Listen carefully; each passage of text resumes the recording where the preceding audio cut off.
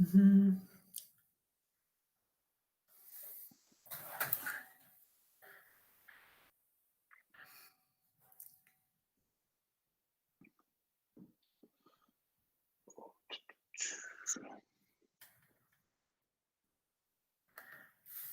Do you know any good exercises to kind of get your voice warmed up?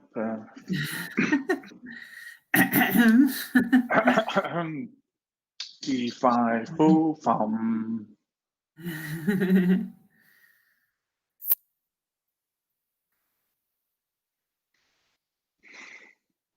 Have we lost Daryl? He's there. Oh, can't hear him, but.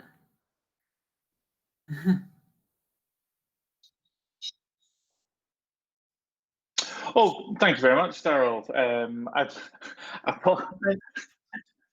No worries. Apologies if you kind of heard me practicing warming up my voice. My voice in my head didn't quite tell me that we were broadcasting live. So, hello everyone, and welcome to week 4 of Code Club Inverness. As I say every week, we're not just here in Inverness. We're hopefully, well, we are broadcasting all over the world, and hopefully we've got people tuning in all over the world. And thank you for all of those people who have been dedicated enough to follow us from week 1 to week 4. We've got a really special week set up for you this week. But I just want to do, just in case you haven't joined us before, my name is Robert Fraser. I teach programming. I've been teaching in the Code Club for a few years now. I qualified in computer programming. I really like Scratch. I think it's a fantastic program, and I just want to kind of share my experiences with you guys and hopefully help you to create something really, really cool. I'm joined, as always, by Julie, who is our professional and keeps things, very professional on the live stream. Are you there, Julie? Hi, everyone. Yes, I'm here. Great to be here again today. Thanks, everyone, for joining us. So, yes, I do work as my job is a computer programmer, but I'm also a STEM ambassador and a Code Club volunteer. Done lots of work with schools, mainly Coda Primary, but some other schools, and doing some stuff with CodeInverness. So yeah, to be here. No, great. And the voice in my head, Daryl, who was probably away feeding the hamsters, is in the background there, making sure that we're broadcasting out live. So a shout out to Daryl. All the hard questions go to Julie. All your awesome feedback comes to me. And we'll try and make the next hour, or a little bit less than an hour, as fun as possible. I just want to do a wee bit of a recap of what we've done in the last 3 weeks, just in case you've missed it. If you've not missed it, if you've joined us, just kind of refresh those brain cells if you've not done too much Scratch between last week and this week. So in week 1, we looked at events, the events that occur within Scratch, the different types of events that we can create. We looked at costumes, and we talked about how important it is to order our code. Just an example here of that conversation that we did in week 1 between Gerry and Terry. Week 2, we really concentrated a lot on position and movement. So, the position of sprites within the stage area, X and Y coordinates. But we also did a massive amount in week 2. We actually covered loops, and we did sensing as well. So if you've never done that kind of stuff before, there was a massive amount of work in week 2. We discovered this amazing backdrop sprite that shows us the X and Y coordinates. And we also talked a little bit about the left-hand coordinate rule.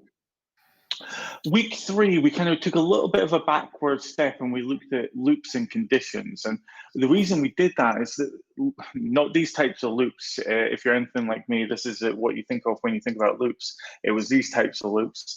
And if you're anything like me, it was about understanding the logic of loops. They're so important to computer programming. Doesn't matter what you go on to do, what language you go on to learn, the object-oriented programming will all have loops in them. So it was really important to understand that. So we took that time last week to kind of go through and create a game based on loops. So thank you very much for doing that. And I'm realizing I'm kind of just rushing through the introduction this week. And that's because last week I told you to kind of put away your computers and get your paper out. Well, this week you need to have your computer in front of you because we've got some pretty serious challenges ahead for you. So the format up until now has been me showing you stuff and then you guys doing it.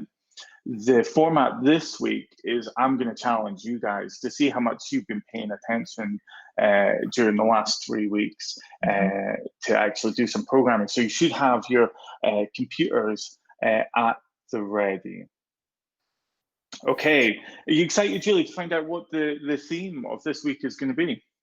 Absolutely, yes. And the challenge is that's going to be for me as well, isn't it? Yeah. Absolutely, yeah. I mean, taking part as well. Great. The challenges and the thing about any kind of challenge in computing, there's always more than one way to do it. And I'm sure, Julie, you can come up with some amazing ways to do it, much better than I could. So yeah, you are going to be challenged to do these as well. So the theme this week is going to be the Labors of Hercules, or Heracles, if you prefer the Greek. And when you think about Hercules, what do you guys think of out there? You know, when I think about loops, you know which loops I think about first of all. And now I've probably got most of the people at home now. Whenever they think about loops, they're going to think about Fruit Loops. But when you think about Hercules, you guys probably think about this, the classic. Copyrighted Disney cartoon Hercules. Well, Hercules, although it was a Roman myth, actually started out in Greek mythologies, or Heracles, as he was known.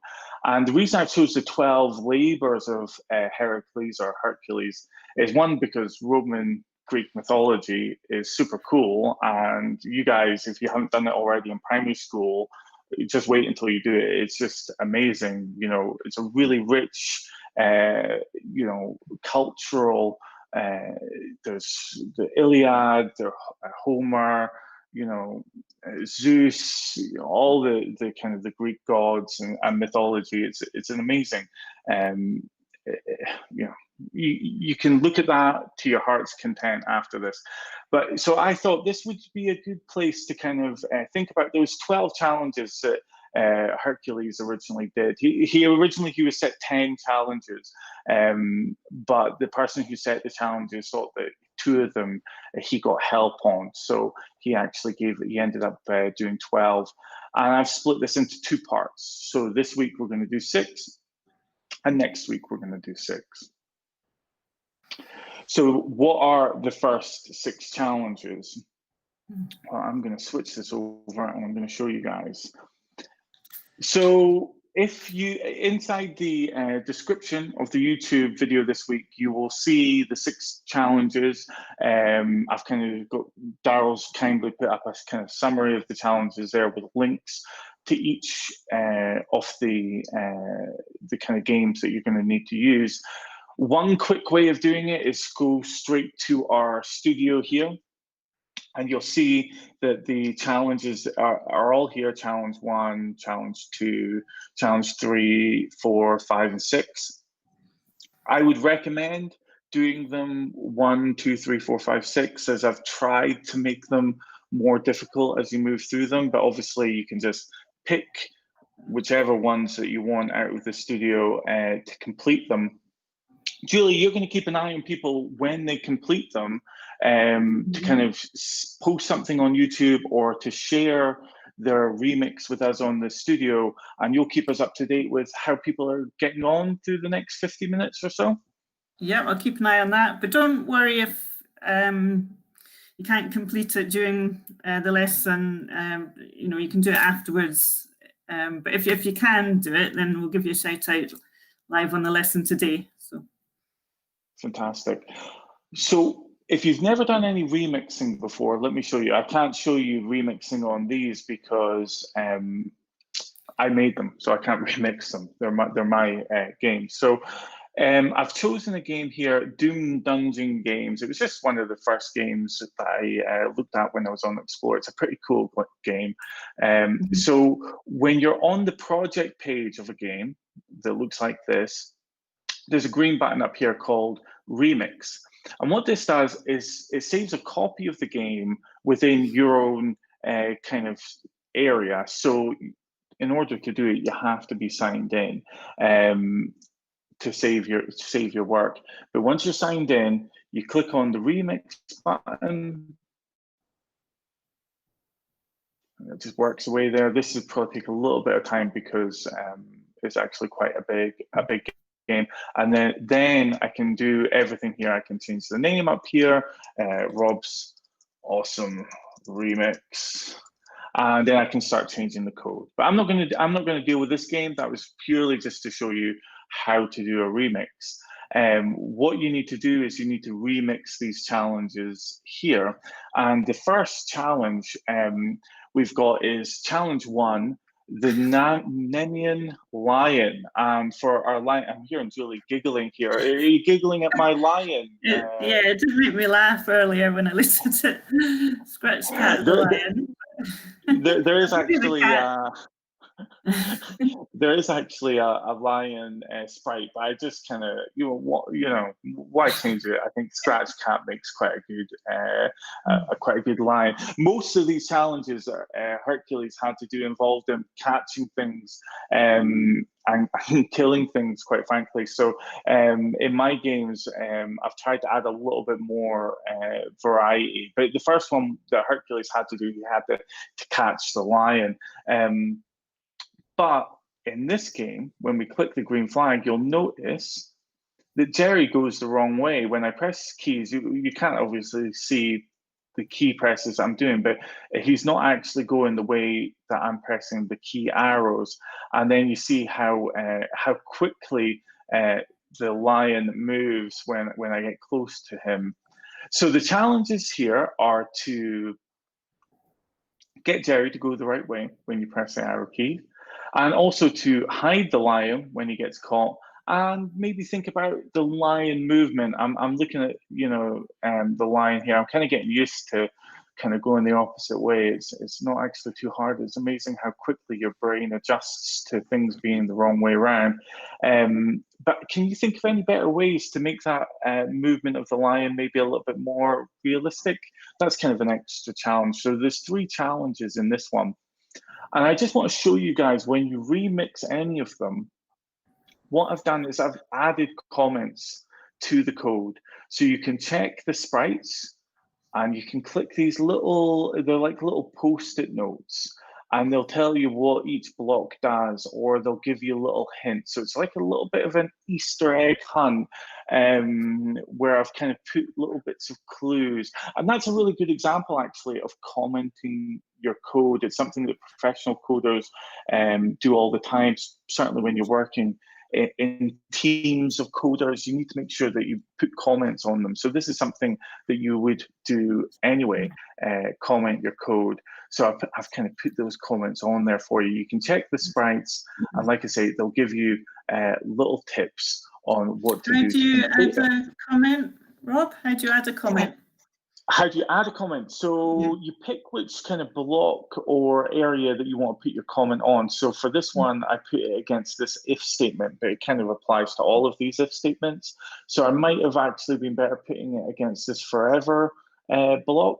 So whatever block that you want to add the comment to, you just right click on it, and you'll see here that you've got a duplicate option or an add comment option. And for this one, I just add a comment, and then it allows you to write a comment. Just type it in, and then what I've done with all of them, you'll see, is I've kind of minimized them using this little arrow on the left hand side, so that when you want to see the comment again, you just click on it. And you can delete the comment by clicking the X. But obviously, I wouldn't recommend that you delete my comments until you've really done the challenge. And I certainly would recommend adding comments of your own onto your own code. So that's the first challenge. The second challenge was to the Lernaean Hydra. Now, I couldn't find a sprite for the Hydra, so I just picked this snake sprite, and you can see that the game here is to try and eat the tacos, which is not, if you guys want to check the Greek mythology, they didn't have tacos back then. You know, they wouldn't have known that Mexico probably existed 2,000 years ago. But if you try and catch the tacos, the first person to get to 10 tacos wins this game, and it works reasonably well. I've got the Hydra there with some, I would say, very basic AI in terms of trying to catch the, and you see there, once you get to 10 tacos, the backdrop changes. So that works okay, but I think we can improve it. I think to score, the taco has to land on the sprite's head, doesn't it? That's right. Yeah, directly on its head, and then you score. Yeah. Yeah, no, good point. It has to almost land right in their mouth, just kind of hitting it on the back, or even just on the back of the head. It won't get the point. So that game works to a certain extent. You know, it's a basic game, but the challenges to make it better, I think, are to animate Gerry when he eats the taco, because he's got quite a nice opening, closing mouth animation. We can add a sound when he eats the taco. It says here, show the you win sprite when you get to 10 tacos, and show the you lose sprite if the Hydra gets them first, and then clean up the taco mess. And what do I mean by the taco mess? So you see the tacos here, when they don't get eaten, they kind of accumulate on the ground.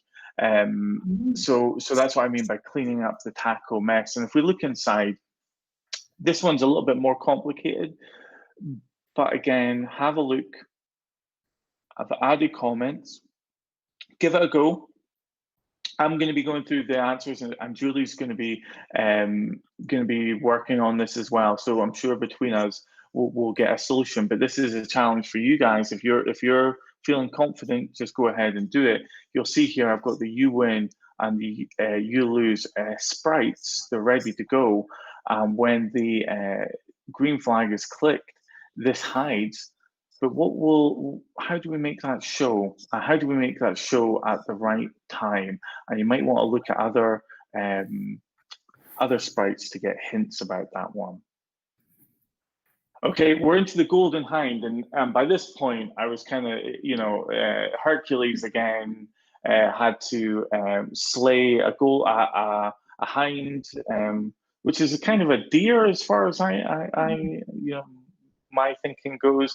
It had hooves made of bronze, and its fur was made of gold. And it was actually the property, I think, of Apollo, which you guys might have heard of, another Greek god, god of the moon, also known for the kind of Apollo lunar missions.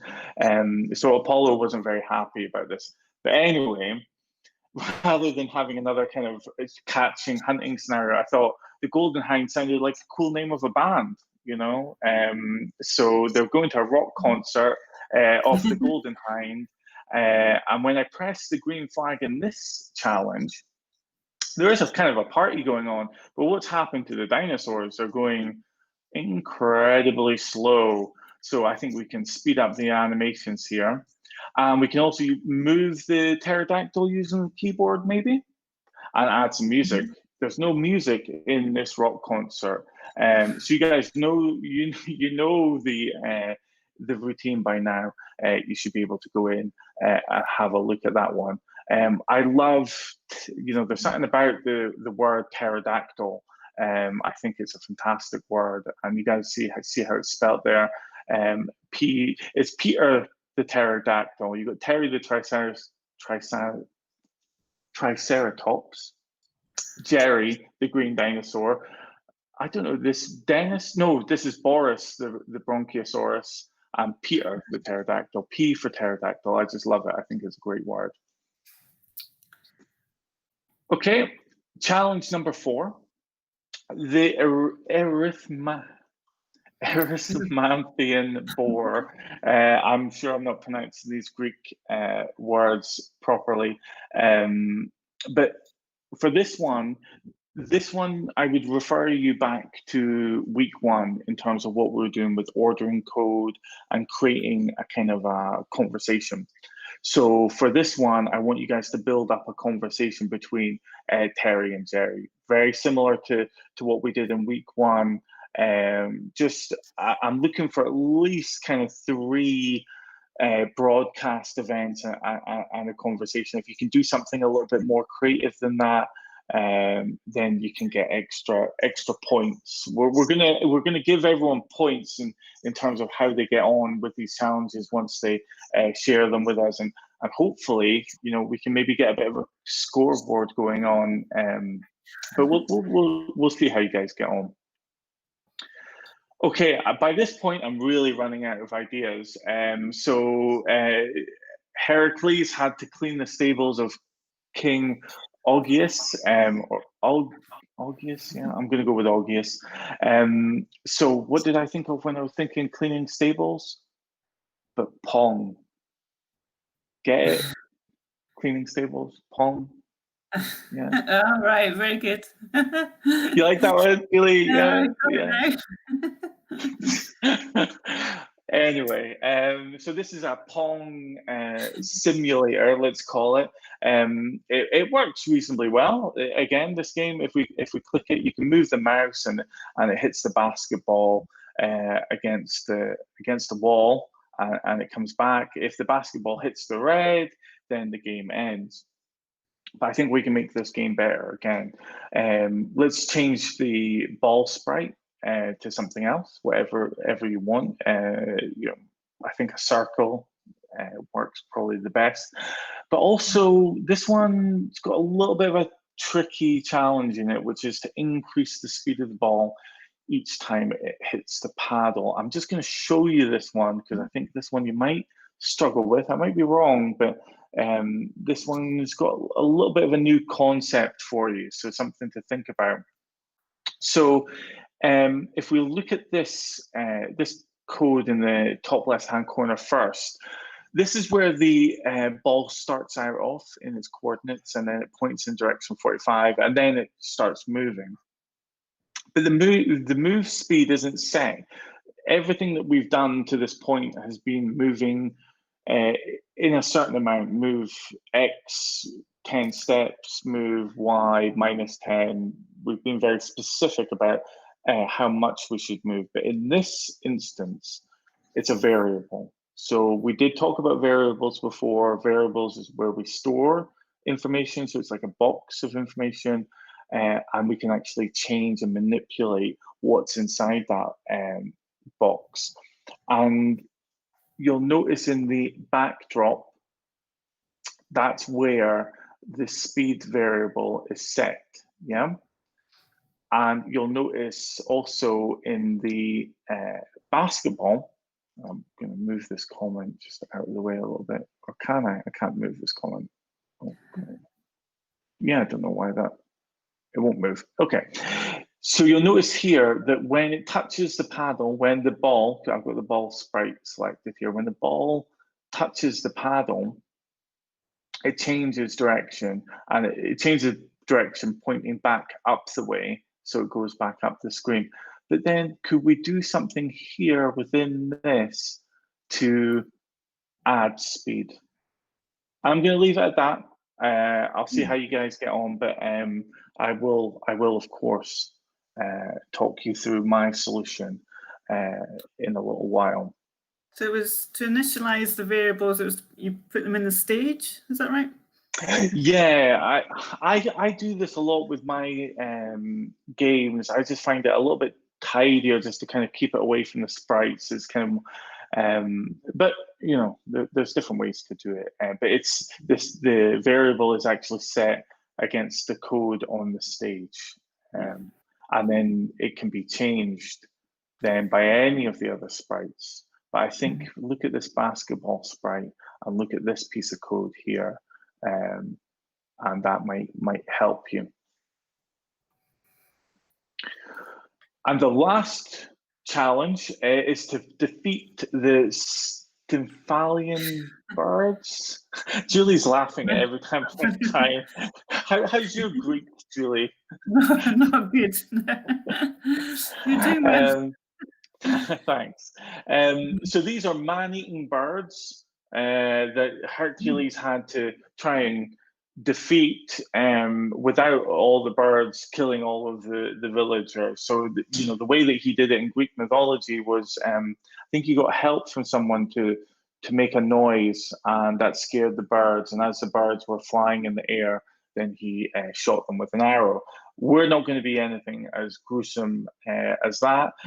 We're actually going to just try and catch these birds. But there's some problems with this game, and I don't know. Maybe that you'll find this the hardest game. I'm not sure to kind of improve. But you'll notice here with the birds, they always appear in the middle of the game, so that's not very good, is it? And the score doesn't update. So, I mean, the gameplay's there, but there's some fundamental elements missing from this to make it a fun kind of game. So we move Peter by moving our mouse, but the challenges here are to make the birds appear in different places. So you need to think about the position of the birds when they're generated. So the X and Y coordinates of the birds. It's not an easy thing to do, and all of these things are going to be challenging. So, I appreciate if you're going to find this difficult, I'd ask you to persevere as much as you can. And then obviously when you catch a bird, you want the score again to change in the same way about the paddle. And then I think just generally for a lot of these games, it's the little touches that make them more fun to play. So a little bit of an animation and a sound when you catch the bird. So think back to what we did or what we're going to do with Gerry when he catches that tackle. Yeah, same kind of idea. Okay, so that is the 6 challenges, Julie. What do you think? Fantastic. Can't wait. Just start at number 1. Probably have a go at challenge 1 first, and then just work through them. I can see here. I just have a few shout outs from comments. Oh, great. So we've got Fraser joining us again. So hi, Fraser. Hi, Fraser. Pam's joining us. Yeah, Rachel from Coders joining us. And I know David Coder will be tuning in. So hi, David. And got hopefully some people from Hillsdale. And also we've got someone joining us from Durban in South Africa. So welcome, everyone. Hello from South Africa. That's amazing. I know, awesome. And is Pam our Pam, or is Pam a different Pam? Do you know? I think, yeah, Pam is one of the CodeInverness mentors. So hi, Pam. Hi, Pam. Well, Pam, you might have seen all of these challenges. I can't wait to see what Pam comes up with. You know, make sure to share with on the studio, Pam. Yes, definitely. Yeah, look forward to seeing your creation. Sorry, Julie, you were going to say that Pam's one of the mentors. No, just you might have seen, yes, and Pam's been doing some of the advanced Scratch, so you might have seen her on a Saturday. But thanks for joining us today, Pam. Yeah, if you guys have been doing the advanced lessons as well as the beginner lessons, well, you must be awesome at Scratch. I'd love to see some of your games, and feel free to share on the studio anything that you've done before. We love to see it. We love to get the activity going on there, and I enjoy playing games. So please give me some new games to play. I'll give you some feedback if there's things I think you can improve on.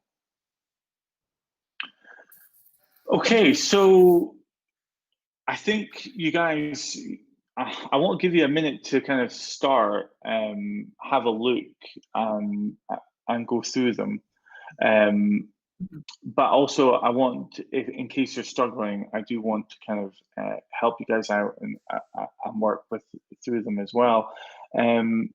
So I don't know. What do you think, Julie? Should we give them a little bit longer, or do you think I could start kind of going through some of the possible solutions to this? Well, should we try challenge 1 and then that's not too difficult? Yeah, and then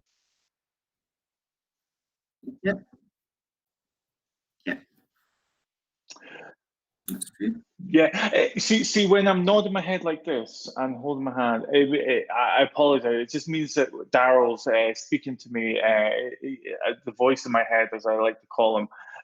So he's just reminding us, if you've got any questions, if you're having any trouble, you need any help, you can email us, Twitter, Facebook, you can send us a message, put a comment on YouTube, and we will help you specifically. The thing about all of these challenges is that there's more than one way to do it. You guys might come up with something that we totally haven't thought of, and that's great. There's certainly not one answer to these questions, and I think that's one of the best things about computer programming generally, is that you can come up with some really creative solutions. So looking forward to seeing what you guys produce. But I think I will make a start on challenge 1. I think I can hear Julie in the background as well, frantically typing away to beat me to the punch to see what she comes up with. So let's remind ourselves, challenge number 1. What was the challenges, or what are the challenges? So with this one, Gerry goes the wrong way. And we need to hide the lion, and we need to think about how the lion moves. So let's have a look. So Gerry going the wrong way, I think probably most of you will figure this out pretty quickly. And I've put a little comment here. This doesn't look right. Check the direction Gerry is moving. Okay, so we've got a little bit of a hint here. So if the key right arrow is pressed, then change X by -10. Well, we know that when we press the right arrow, we're expecting to go in this direction, the direction that Gerry's facing at the moment.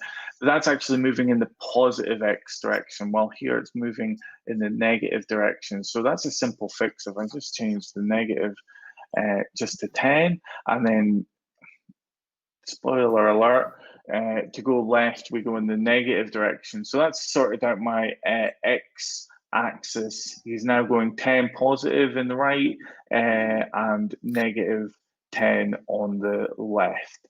And then down arrow, well, the same idea here. When we press the down arrow, we want to change the Y by -10. And when we press the up arrow, we want to change it by 10. So that's it. That's Gerry's movement fix. I'll just check that. Yeah, now when I press up, down, left, right, he moves where I expect him to do that. And that should be pretty straightforward. I think probably you guys figured that out pretty quickly. That's just a bit of practice on your X and Y coordinates. Now, I'm catching him here, but he just won't hide. He's just, I'm pretty sure I'm catching him, but obviously he disagrees. So how do we sort this? Now, if we look here, there's something that's already being broadcast to the Nemean lion, but there's nothing happening. And if we read the comment, I should do something when I get this message.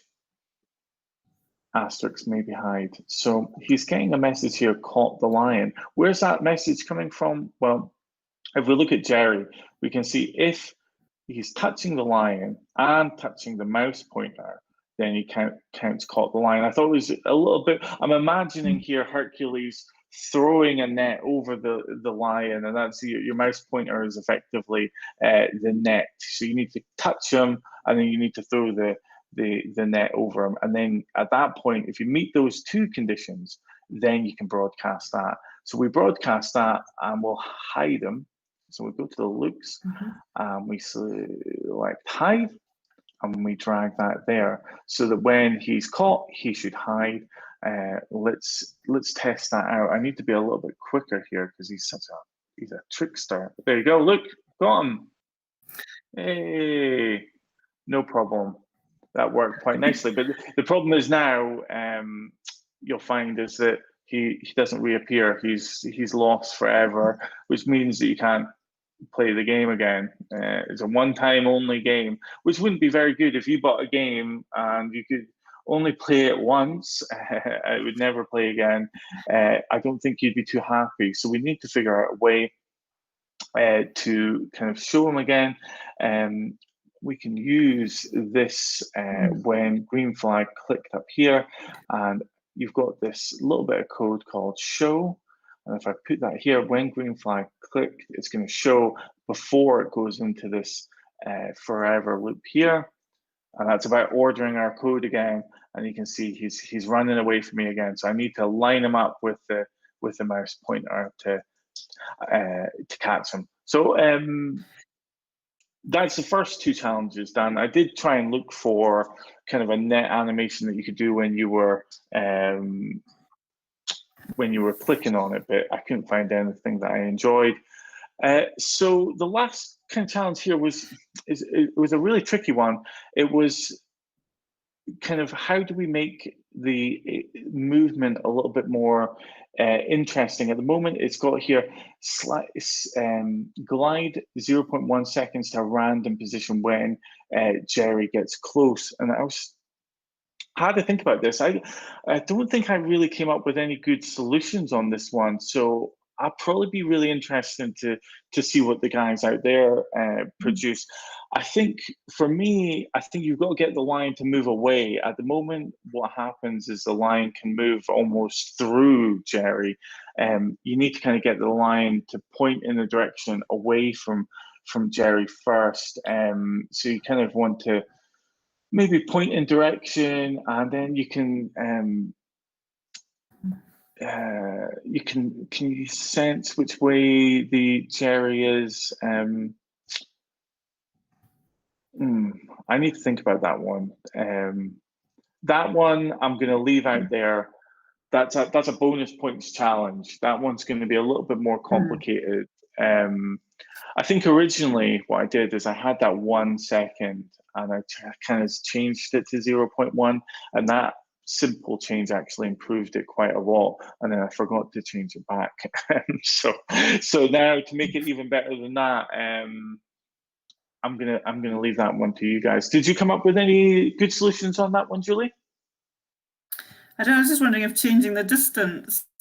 I put it to 200, but I don't know. I need to experiment a bit with that. Whether that would make it more tricky, but. That's a good one. Let's have a look, see what that one does if we change it to 200. It definitely makes them harder to catch. It definitely increases the difficulty. I got them eventually. Yeah.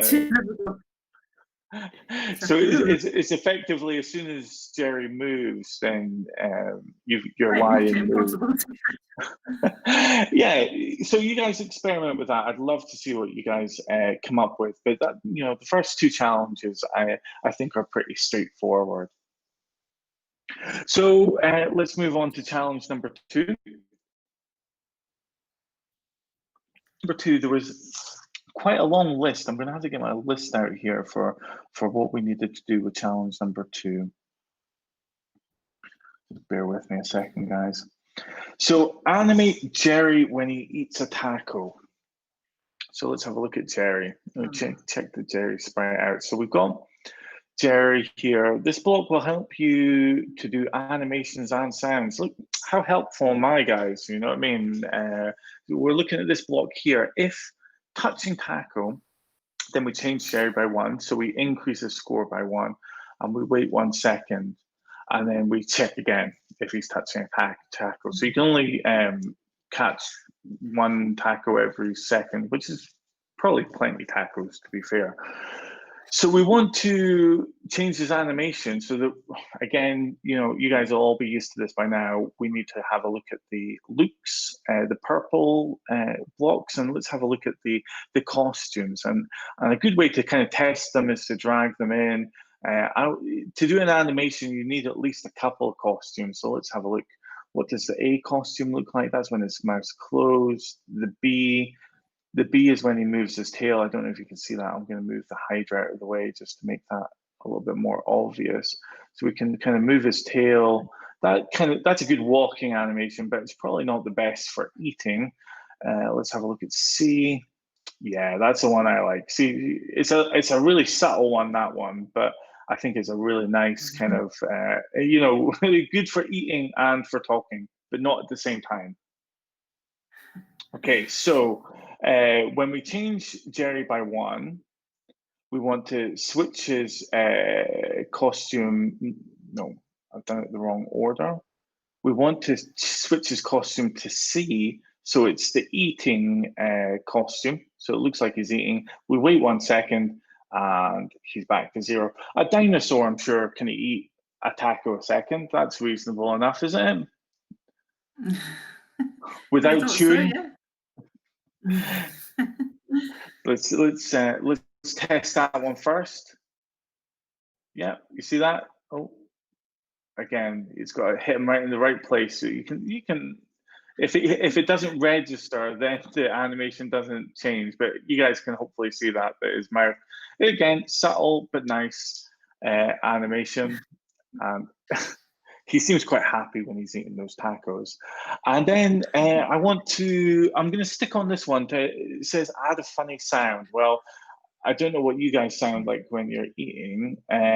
We've got a growl noise here. You guys can have a look on here. Do we have a munch, or we've got chatter?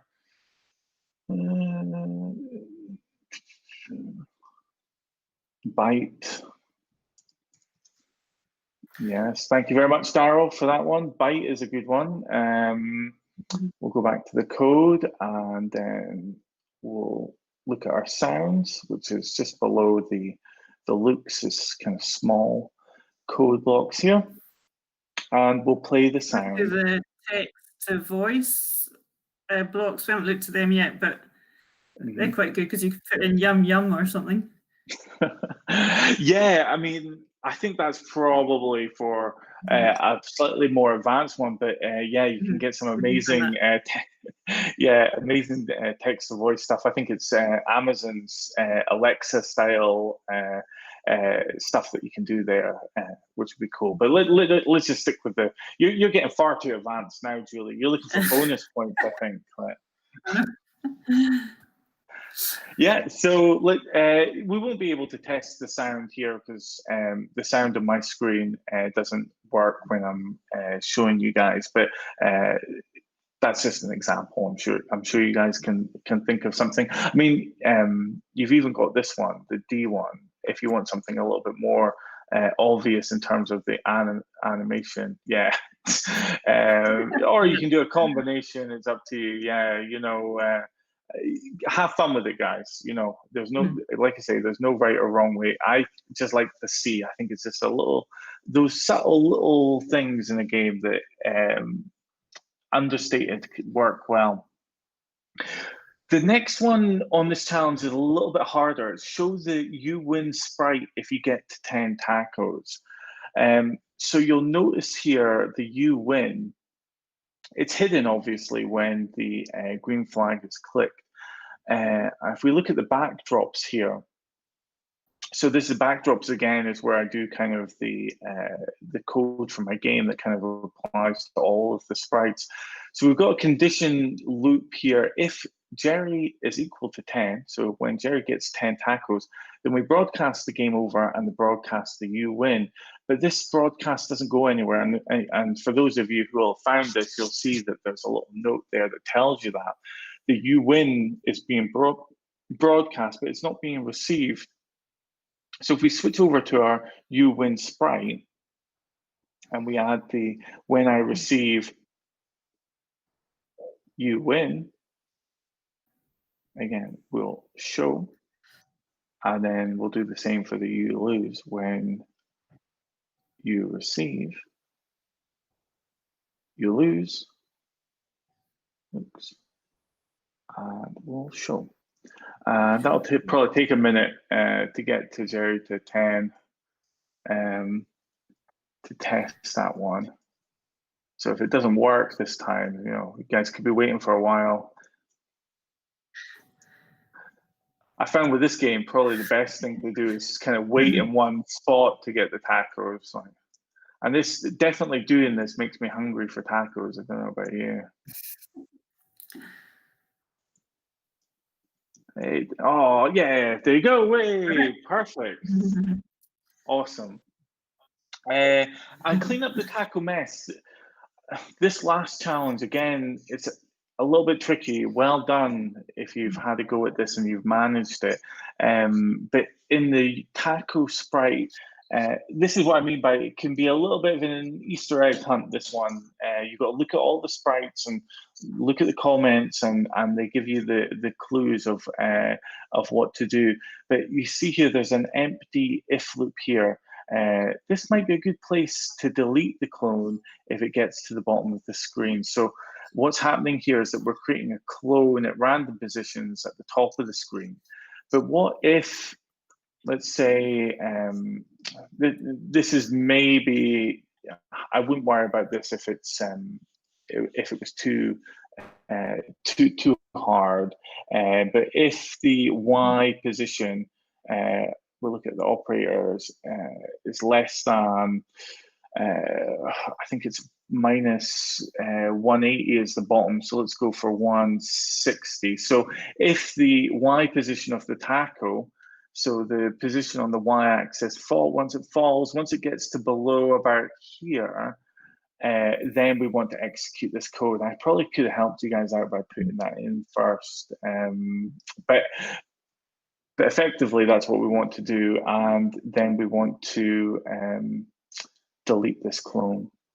So that'll finish this bit of code off, and that should work. Rather than, we're kind of getting short on time, we've only got 15 more minutes, so rather than testing it, I would encourage you guys to test it. I'm pretty sure that'll work.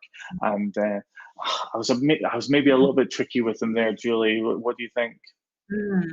Yeah, can you explain a bit about what a clone is? How? Yes, that's a really good question.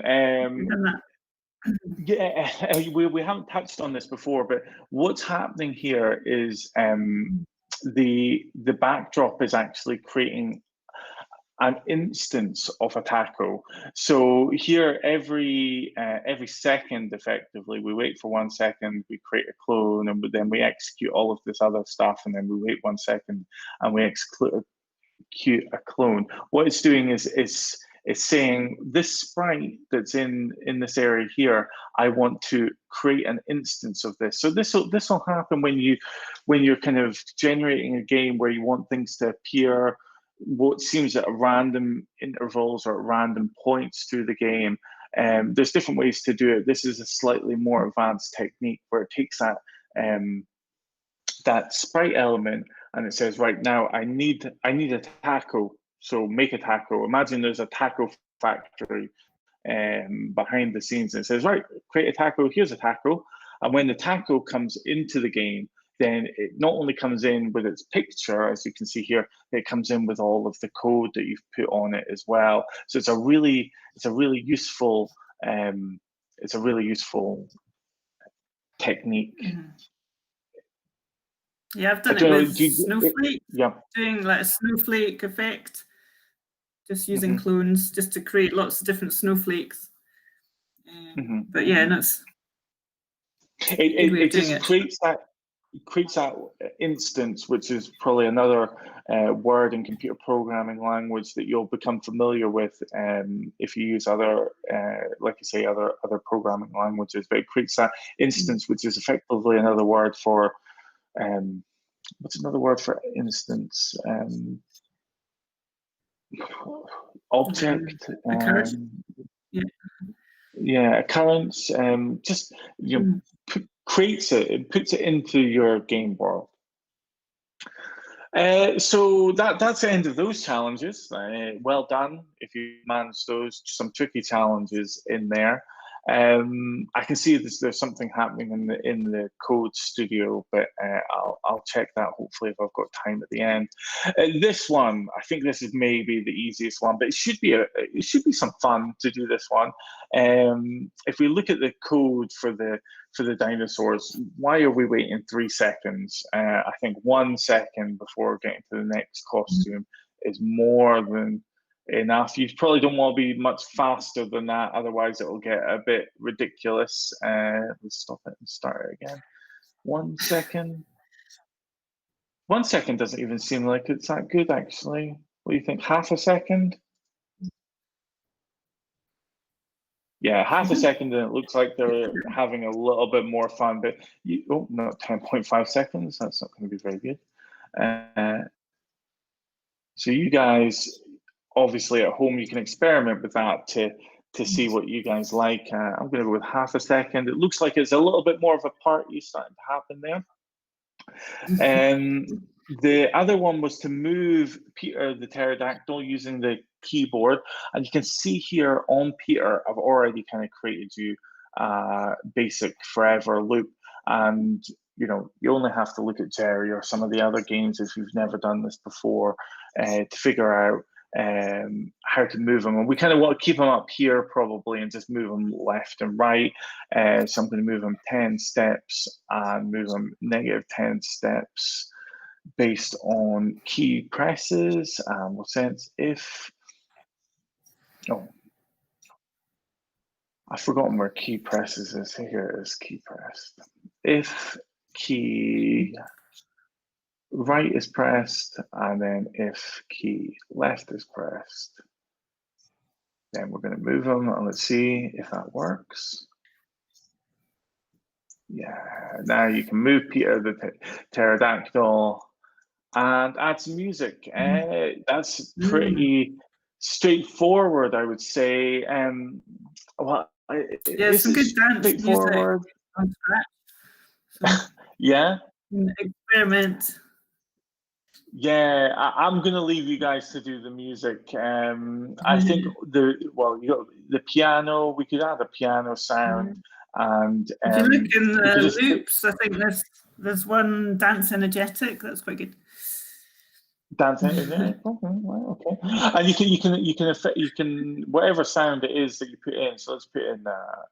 So when the flag is pressed, let's create a background thing. So we want it to work forever.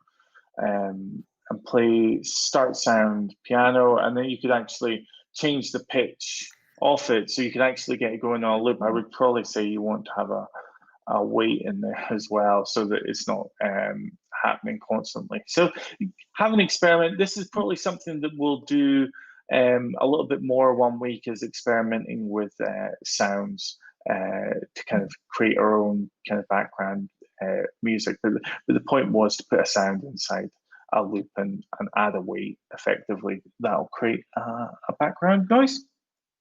Now, I'm not really, because we've only got 8 minutes left, I'm not really going to go through the Erymanthian Boar. I want to see what you guys have done. This should be a pretty straightforward one. As long as we get the order of your code right, you do the broadcast, the event, the other person then gets to speaks for a wee while, broadcast the event back, and so on and so forth. This should be the most straightforward of all of the challenges. I just want to see what you guys come up with. We love jokes, don't we, Julie? Yeah, jokes are anything, good. A little bit of a story. Conversation, yeah, anything really. See if you can come up with some better jokes than Rob's. Oh, come on, better jokes than Rob's jokes. I don't think that's possible. Don't set the bar too high, Julie, for them, And then the Pong game. So I'm just going to move on to the Pong game. Was to change what the ball looks like. So that's simply a case of changing the costume. That was maybe a little bit of a tricky one, Julie. I don't know if you had a go at that one, but I suppose if you were wanting to change what the ball looks like, the temptation might be just to delete the ball. And if you do that, you're going to delete all of the code as well. Yeah, I'm sorry. I kind of did that deliberately. I suppose that's just the bad side of me. That's the little devil sometimes talking to me and says, just put that challenge in, and then people might actually delete the ball. And I'm sorry if you guys got caught out by that one. What you need to do with this to make sure that the code stays, you need to actually go into the costumes tab, and you need to add a costume. And there's a few different balls. I'm just going to pick ball A, which is the yellow ball. Not much of a difference from the basketball. We can pick a different color. Doesn't really matter as long as you change it to something. Start you might resize it. If you pick something that's pretty big or pretty small, let's go for the button. The button, I think, yeah, the button's pretty big. So if you pick something like that, you might want to change the size element of it. I'm going to go for 40. That's probably a bit too small. 60. And yeah, so it's up to you guys. That's a pretty straightforward one, obviously with the caveat that hopefully you haven't already deleted your ball. But then increase the speed. That was a tricky one. That was a really tricky one. I suppose if you haven't managed that challenge, don't worry about it. What we need to do for the speed is we look at the backdrop here. We set it to 10 when the green flag is clicked, and you can see that on the game there. But if we go to the ball, if it touches the paddle, then play the noise to sound like it bounces, and then we words, and it's going to keep moving. But at this point, if we go to the variables, we can actually change the variable. We go change my variable by 1. I'm going to just change my speed by 1, and I'm going to test that one out. I'm going to increase the size so that you guys can see this. So the speed's there at the top. I'm going to start the game, and you can see there the speed's going to increase by. Oh, don't know what happened there. Bit of a glitch to be fixed. But each time I hit it, it's going to change by 1, so it's getting slightly faster each time.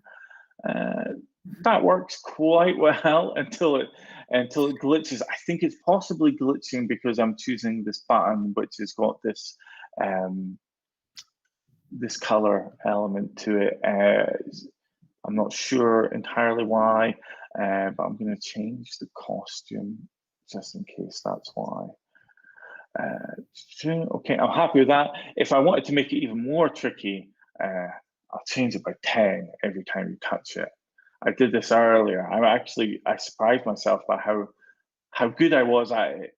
Classic Pong. Oh, I got to 50. But that's an extreme Pong. In the 12 Labors of Hercules, he managed to divert a river to clean the stables. There was 1,000 horses, I think it was, and Hercules made a deal that he got to keep 100 horses if he did it in one day, and he did it in one day. Hadn't been cleaned in 30 years, but he managed it. Just as you do, he diverted a river and it washed it all away. Pretty clever. See, you guys not just learning about coding, getting a bit of Greek mythology just for free today, you know what I mean? We've only got a couple of minutes left, so I'm just going to quickly go through the challenge number 6. You guys can work on this through the week. Where, you know, I keep my eye on the studio through the week if you guys have questions or whatever. I don't suppose you're, Julie, are you, before I do this last challenge, are you getting anything on the comments? Are people struggling, or are you seeing any completed any of these yet? Surely completed something. I think was nothing on the comments, so I think everyone's beavering away. Okay. But yeah, I'll keep an eye on the projects and just see how everyone's doing. Yeah, it might take a little while to get going with them. Like you say, hopefully they're just kind of working away. Yeah. So this one, I'll do this one. Hopefully Daryl doesn't mind feeding the hamsters for overtime. But in this one, the birds all appear in the middle of the screen, make them appear in different places. So again, we have to use that knowledge that we have about positions.